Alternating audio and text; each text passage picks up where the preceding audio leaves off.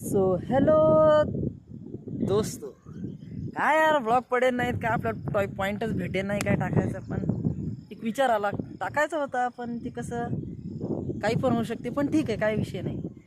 कॉलेजचं कॅम्पस छोटं असल्यास काय होते माहीत आहे का, माणसानं किती वाजता जेवण केलं हे पण लोक नोटीस करायला सुरू करतात आणि त्याच्यावर माणसाला जज करतात.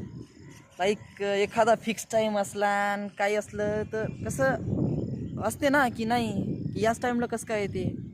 तुमच्या काय बापाचं चाललं, मला भूक लागली मी जातो, मला चहा प्यायला तलब लागली मी जातो, हा टाईम सांगा ना काय चाललं का तुमच्या बापाचं. मी पैसे भरून चाललो, प्रायव्हेट आहे ना, मग पैसे भरायच काम पडलं. असो एस सी कॅटेगरी असली तरी काय झालं, हॉस्टेलचे भरावं लागतात म्हणतात काहीतरी. जाऊ द्या कसं तरी. पण विषय एकच आहे, जर माणसानं थोडीशी का थोडीशी हालचाल जरी केली ना की इथं डायरेक्ट पता लागतं.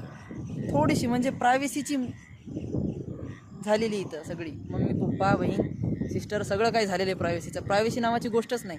म्हणजे कॉलेजमध्ये माणसाला वाटलं होतं की नाही तिथं गेल्यास माणूस खुला राहील, हे राहील ते राहील. नाही, तिकून एक डोळा ठेवून राहते तर इकून दुसरा डोळा ठेवून राहते.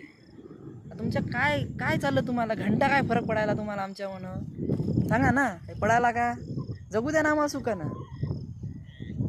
कसा विषय ना, माणूस एक टाईमला कदरते.